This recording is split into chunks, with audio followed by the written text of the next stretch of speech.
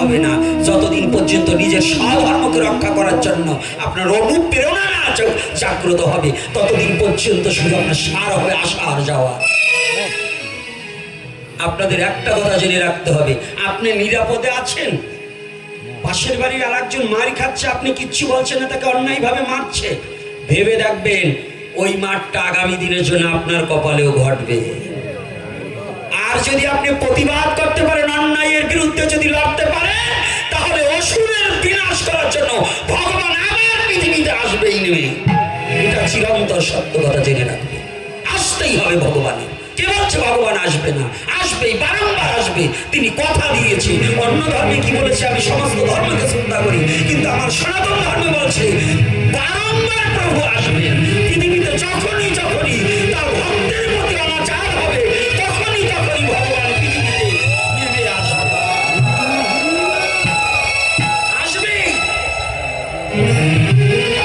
যদি সনাতনী হয়ে থাকেন, যদি সনাতনের রক্ত আপনার শরীরে থাকে, তাহলে ভগবানের এ কথা বিশ্বাস রাখতে হবে যে আমাদের মা ভই কোনো ভয় নেই। সনাতনী জাতির কোনো ভয় নেই। আজ না হোক কাল, কাল না হোক পরশু, ভয় নেই। নির্ভয়ে নির্বিঘ্নে ভজন করুন, হরি নাম করুন, অন্যায়ের প্রতিবাদী হন।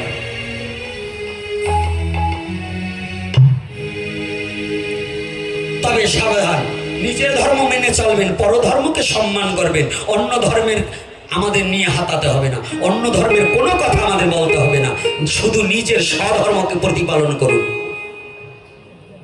আমি ভিখারির বাচ্চা নয় যে আমার অন্য কোনো কারো কাছে হাত পাততে হবে। আমি ভিখারি হয়ে জন্মগ্রহণ করিনি, ভিখারির বাচ্চা হয়ে জন্মগ্রহণ করিনি যে আমার অন্য কারো কাছে হাত পাততে হবে। আমি সনাতনে জন্মগ্রহণ করেছি। আমার সনাতন কারো কাছে ভিক্ষা হাত বাড়িয়ে মানুষ হয় না। সনাতন হতে হবে, সনাতনী কথা নিয়ে ভজন করে এগিয়ে যেতে হবে, হরি নাম করে এগিয়ে যেতে হবে, ভিক্ষাবৃত্ত জীবনে নয়। কি রাগ হচ্ছে নাকি? কষ্ট হচ্ছে? আরে দুই সাইডের হবে না। ওই 5টা কুকুর আছে না, ইলেকশন আসে গেছে, ওই নেতার কাছে 5,000, ওই নেতার কাছে 10,000, ওইগুলোই ঘাটে পথে নাতি খাবে। কোন নেতার টাকা খাওয়ার জন্য আমার জন্ম হয়নি। হাত পা সব আছে, নিচে কেন হয়? চেতনা রয়েছে যার, সে কি পড়ে রয়? চেতন শক্তি জাগ্রত করো, চেতন শক্তি জাগ্রত করো। কারো কাছে হাত পেতে ভিক্ষাবৃত্ত জীবন রক্ষা করার জন্য নয়। কর্ম করে টিকে থাকবো, কর্ম করে লড়াই করে স্বধর্মকে রক্ষা করবো। তথাপিও অন্যায়ের সাথী হওয়া যাবে না। অন্যায়ের সাথী হবেন কেন? কি প্রয়োজন আছে? সত্যই সনাতন। আর যে সনাতন ধর্মে জন্মগ্রহণ করেছে, সনাতনকে যে প্রতিপালন করে, সে কোনোদিন অন্যায়কে আশ্রয় দিতে জানে না। বলো না রাধে রাধে।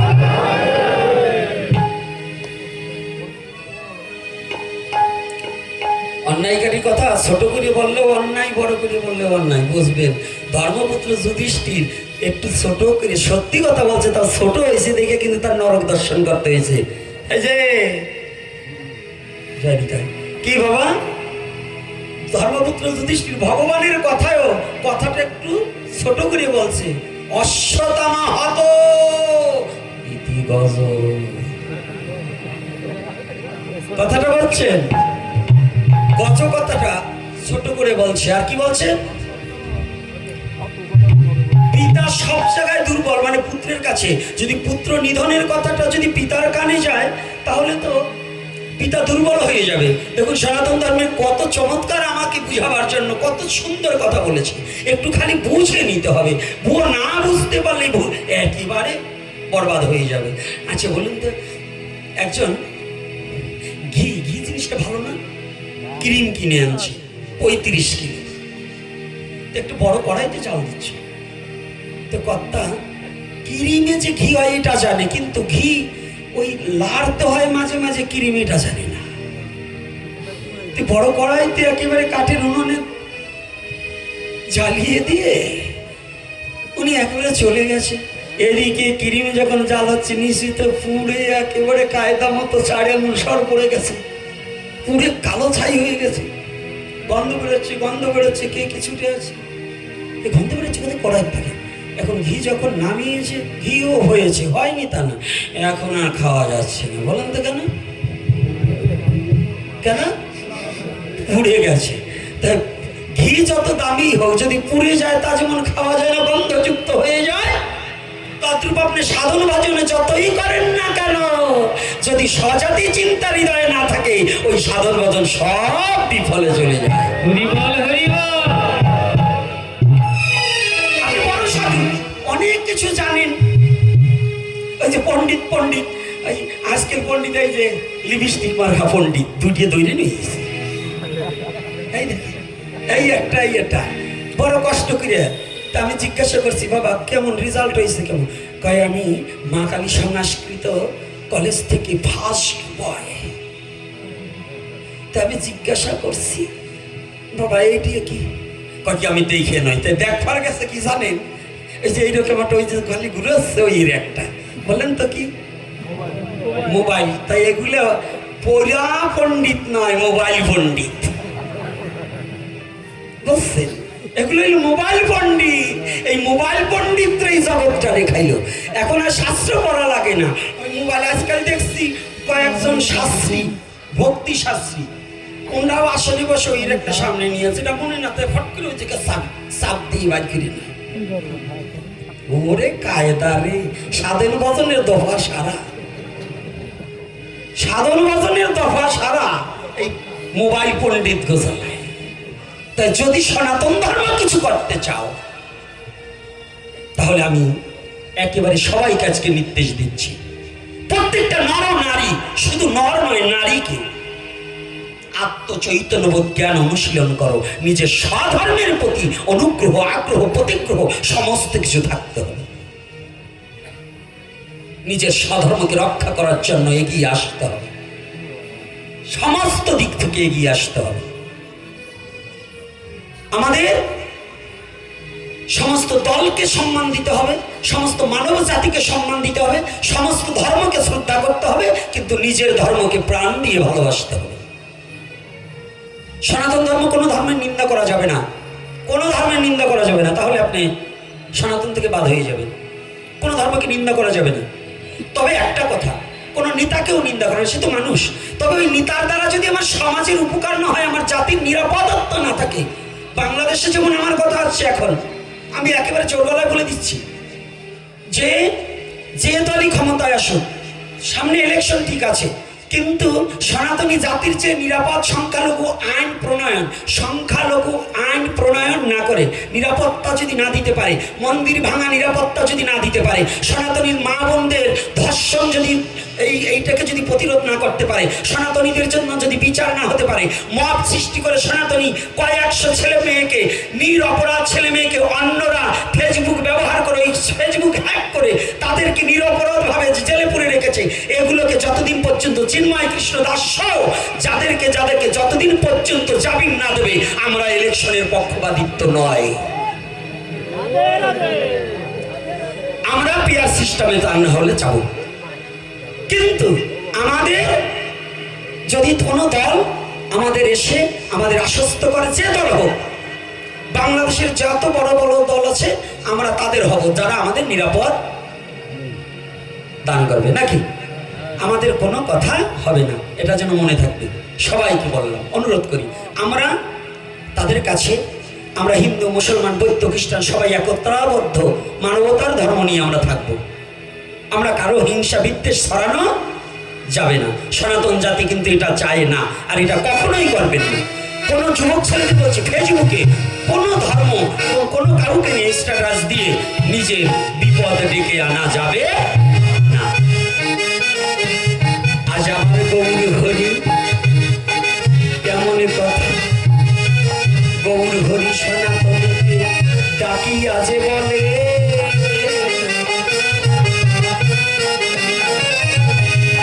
কেমন কথা প্রশ্ন করলে তুমি হেন কালে,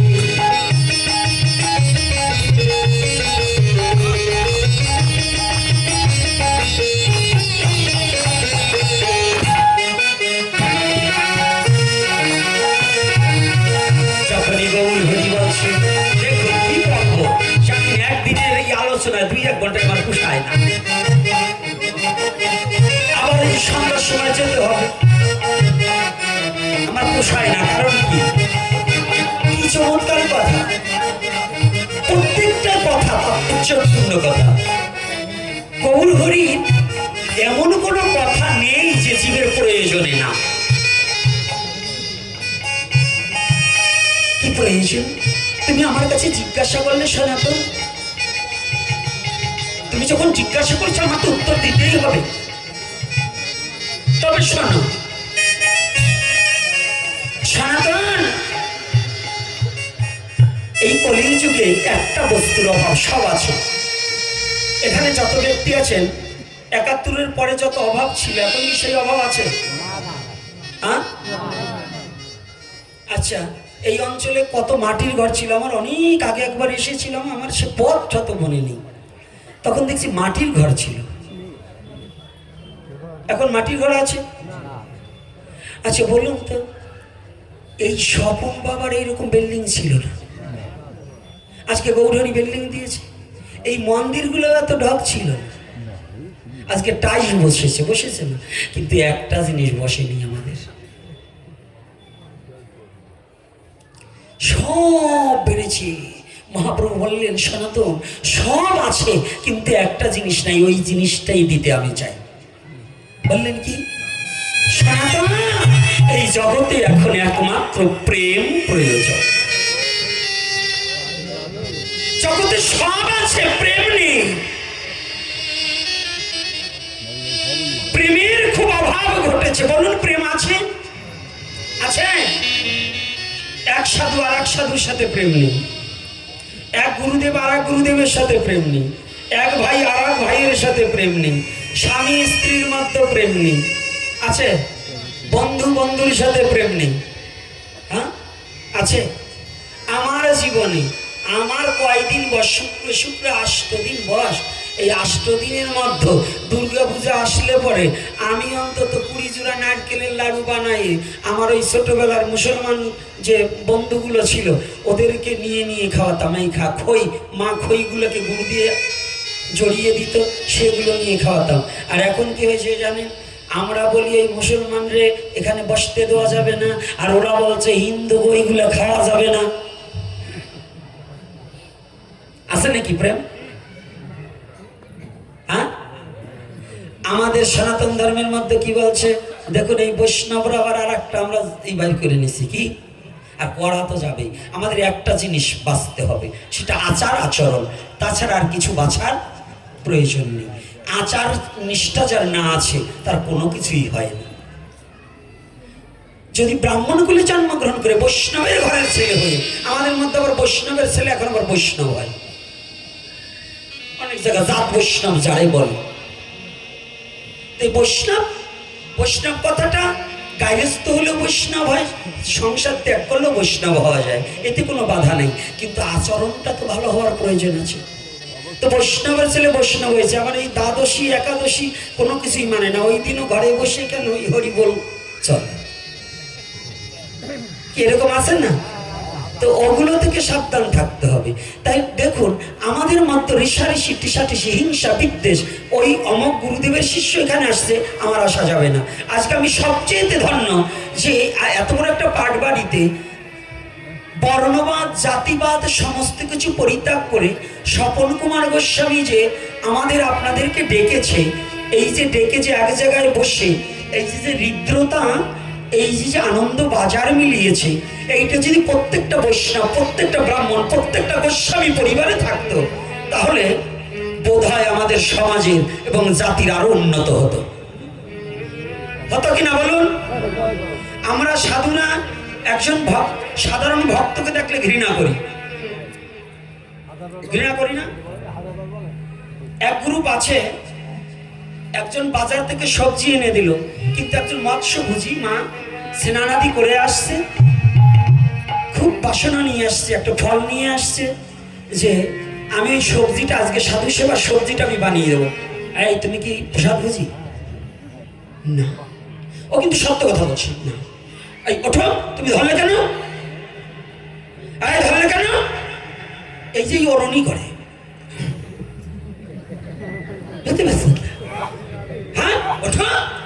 আর ভগবান দেখছেন ও লাভ দিলে কিন্তু একেবারে 4-6 আঙুল ডাইবিয়ে যায়।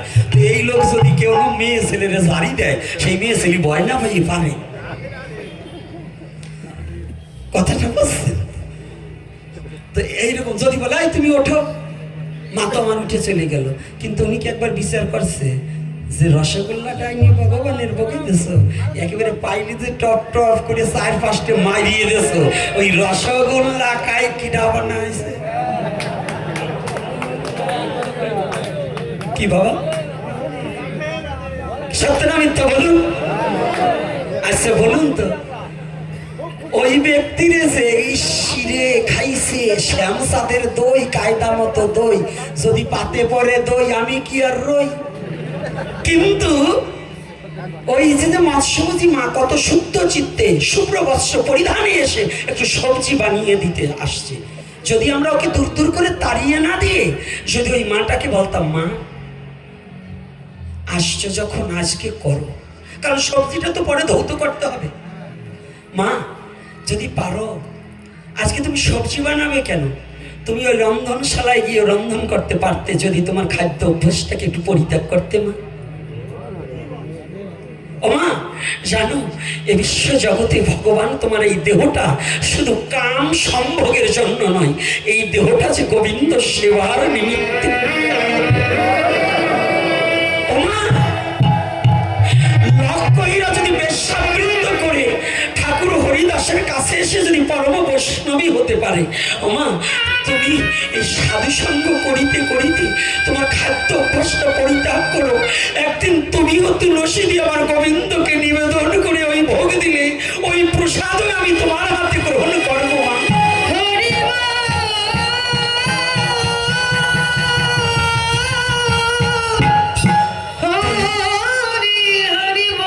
যদি এমনি করে তাকে 10 দিন বলা হয়, দেখবেন ওই মা চেষ্টা করবে খাদ্য অভ্যাস পরিত্যাগ করতে। করবে কিনা বলুন, হবে কিনা? এখানে কয়জন আছেন যে মার পেটেতে পড়ে আর আমি যে খাই নেই? সব কয়টা রক্তে পয়জন ঢুকানো হয়েছে, সব ত্যাগ করছে, রক্ত ত্যাগ করছে। তাহলে আপনার সার্থক হবে হিংসাকে ভুলে গিয়ে ভালোবাসা দিয়ে প্রেম দিয়ে জগৎকে জয় করতে হবে। বলো না গো রাধে রাধে। প্রেম দিয়ে মানুষকে জয় করতে হবে, হিংসা করে নয়।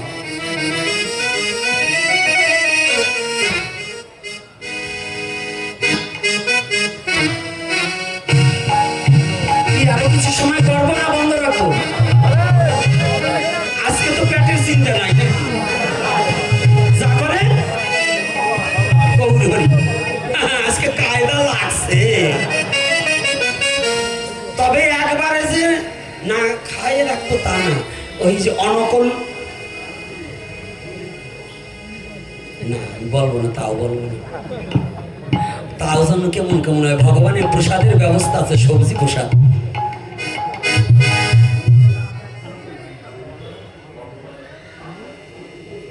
ফল সবজি, ওরে বাবা লোকটা কায়দা কি! বৃন্দাবনে আছে এক বামী বৈষ্ণবী, একাদশীর দিনেও তার জন্মাষ্টমী।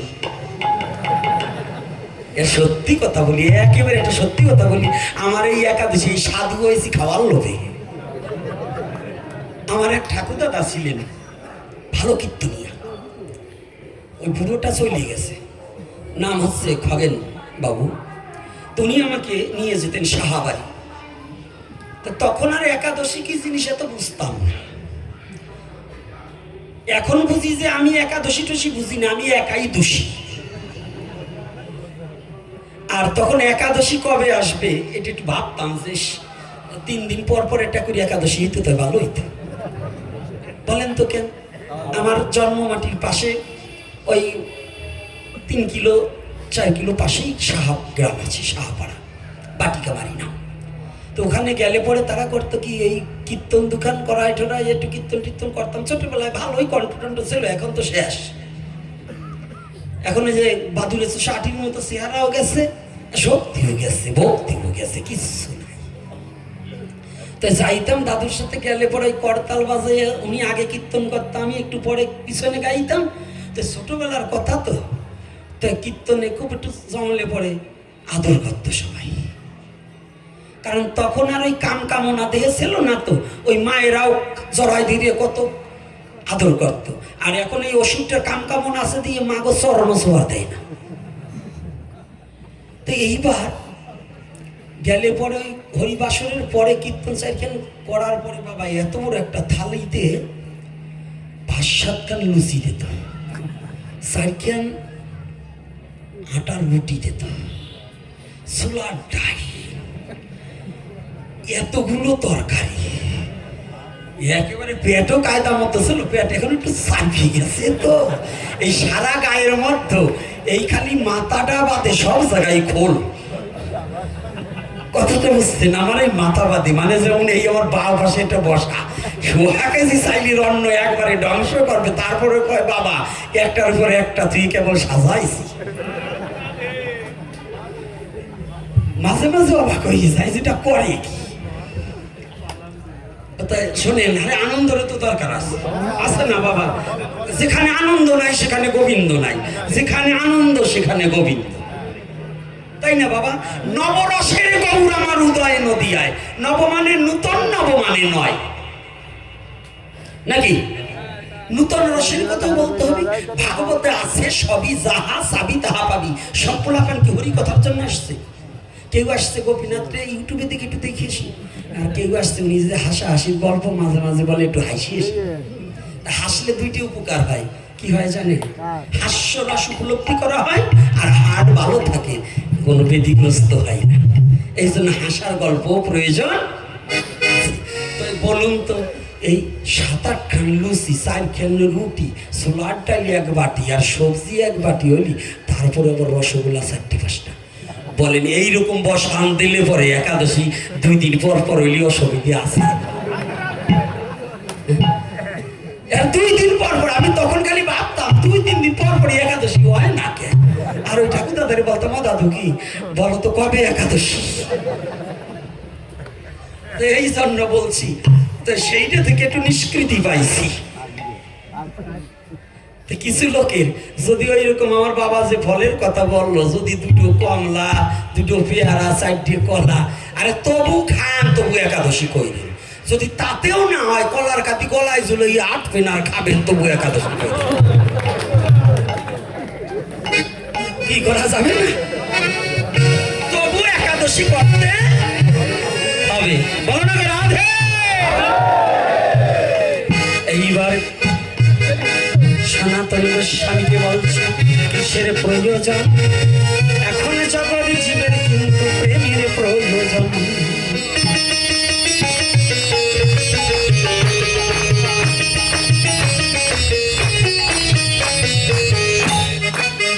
প্রেম দিয়ে বিশ্ব জগৎ জয় করা যায়,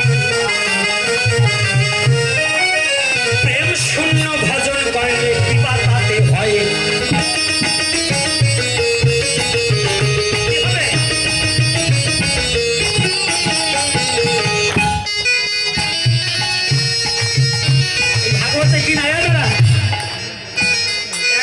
বলে ভাগবতে কীর্তন করা যাবে না। জীবনে ভাগবত কি বলছে? ভাগবতের আগে কীর্তন পরে কীর্তন আছে কিনা? আছে কিনা বলুন? ভাগবতের প্রারম্ভে কীর্তন আছে না? আচ্ছা, একটা হচ্ছে কথা কীর্তন, আর একটা ওই কথার মধ্যে সুর সংযোজন করে রাগ রাগিনী সুর তাল লয় এটাকে সংযুক্ত করলে পরে যাকে গান বলে বিশ্ব জগতে প্রকাশ পায়। তাহলে কীর্তন করা যাবে না। কীর্তন কি রতন, কিন্তু তোমাকে বলেনি এই বিশ্ব জগতে ভাগবতে। ভাগবত কি আগে বুঝতে হবে। আজকাল 18,000 শ্লোকের মধ্যেই ভাগবত শেষ। কি বোকার দল এগুলো। ভগবান মরে গেছে? ভগবান কি মরে গেছে? আদ্যাবধি সেই লীলা করে গোরা রায়, কোন কোন ভাগ্যবান সাহা তাহা দেখিবারে পায়। তাহলে এখনো ভগবানের লীলা চলছে, চলবে, চলছিল। এ 3টাই কিন্তু আরে হুশ আছে। আমি এর জন্য ফোন দেখছি, আজান হইতেছে 4টায় আজান। আমি দেখে ঘড়ি দেখেই করছি, এর আগেই আমরা হরিবল দিয়ে দেবান, ভয় নাই। তো যারাই বলছে আমরা আজানকে শ্রদ্ধা করি, আমরা সনাতনী জাতি প্রত্যেক ধর্মকে শ্রদ্ধা করি, তা আমাদের ধর্মটার জন্য এরকম একটু শ্রদ্ধা করে। আমরা যেমন আজানের সময় বন্ধ রাখি, আমাদের সময়ও যেন তারা একটু নীরবতা পালন করে। প্রশাসনিক দপ্তরও তাদেরকেও জানাতে চাই, তাতে আমার বাবারও আমি ভয় পাই না। বাবা ভাই, হ্যাঁ বাবা ভাই তো, বাবা ভাই না, বিশ্বপিতা যদি একজন হয়, আমার বাবা আমার ভাই না। রাধে রাধে। তমেব মাতা চ পিতা তমেব বন্ধুচ্চ শাখা তমেব। ভাবছো কি আর ভুলে যাইনি, যাতে মাতা লইলে কি হবে, তাহলে ঠিক আছে, ওই জায়গা ঠিক রাখো। ঈশ্বরের সাথে এমন কোনো সম্বন্ধ নাই যে না করা যায়। এটা আমার সনাতন ধর্ম। সনাতন ধর্মে সব ধরনের সম্পর্ক ঈশ্বরের সাথে করা যায়, যায় কি না? বলো না গো রাধে রাধে। তাহলে জগতে এখন কিসের প্রয়োজন? প্রেম। হ্যাঁ যাও, জয় শ্রী রাধে। তাহলে ধীরে ধীরে আবার একটু ব্যবসার কথাটাও বলি। আপনাদের ভিক্ষা ছাড়া মন্দির চলবে না, মন্দিরের কাজ চলছে। আর ওই যে যেটা সিরা টাকা ওইটা দেবেন না। ভাগবতের দক্ষিণে সিরা টাকা মেলা ঘরে জমাইতেছি, চলে না, কেউ নিবার চাই না। তাই সাবধান, সিরাটা বাদ দেবেন না, তাও ভালো। ওই সিরাটা দিয়ে গাইল শুনেন না, মনে মনে গাইলিও গাইলিও কি বাবা, যেটা চলে না তাই দিবি কেন? তাই যাচ্ছে কথা বলবা না, কথা বন্ধ রাখবে, নিরিবিলি যাবে। তাহলে এখন জগতে আমার কিসের প্রয়োজন? প্রেমের প্রয়োজন। প্রেম কি আমাদের আছে? প্রেমের খুব অভাব ঘটে গেছে। ওই পাশটা যাও। এইবার প্রেমের যে অভাব ঘটেছে, এই প্রেমের অভাব ঘটেছে কেন? আমাদের স্বভাব ভালো না তাই।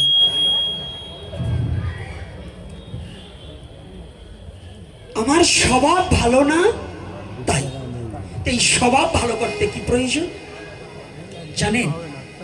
এই মহাপ্রভু সনাতন যেদিন চন্দ্রশেখরের ঘরে গিয়েছিলেন মহাপ্রভুর দর্শনের জন্য, কোথায় গিয়েছিল? এই লীলাটা আরো আগে।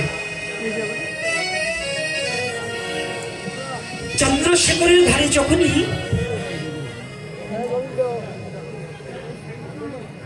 সনাতন গিয়েছিল, চন্দ্রশেখরকে মহাপ্রভু বলছিলেন, চন্দ্রশেখর একটিবার ঘরের সম্মুখে দেখো একজন বৈষ্ণব এসেছে, তুমি তাকে ডাকো।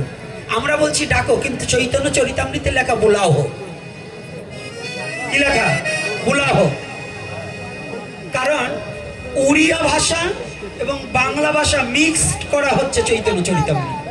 শুদ্ধ উড়িয়াও নয়, একবারে প্রকৃত বাংলাও নয়। এ দুটো ভাষার সমন্বয়ে কিন্তু চৈতন্য চরিতামৃত, চৈতন্য ভাগবত দেখবেন। বুলাহ, আরো কিছু কিছু ভাষা আছে উড়িয়া।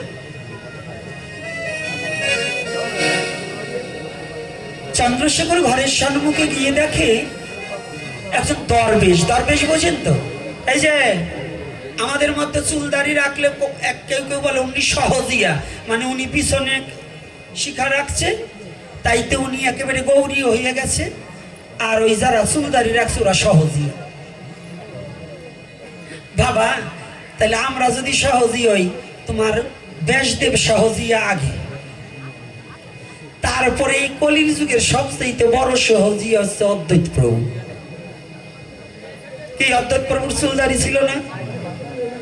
তাইলে চুলদারি রাখলে সহজিয়া হয় না। এই দেহের বিচার্য বিষয় নয়, বৈষ্ণবের বিচারটা হচ্ছে আত্মার জগতে। নাকি আত্মার বিচার না দেহের বিচার? আত্মার বিচার। তাই যখন বলছি, চন্দ্রশেখর এসে বলছে, প্রভু সম্মুখে না কোন বৈষ্ণব দেখছি। কাকে দেখছো? আমি একজন দরবেশ দেখছি। দরবেশ দেখেছ? মহাপ্রভু তো জানে, জগতে কেউ না জানো, কিন্তু মহাপ্রভু তো জানে কে এসেছে।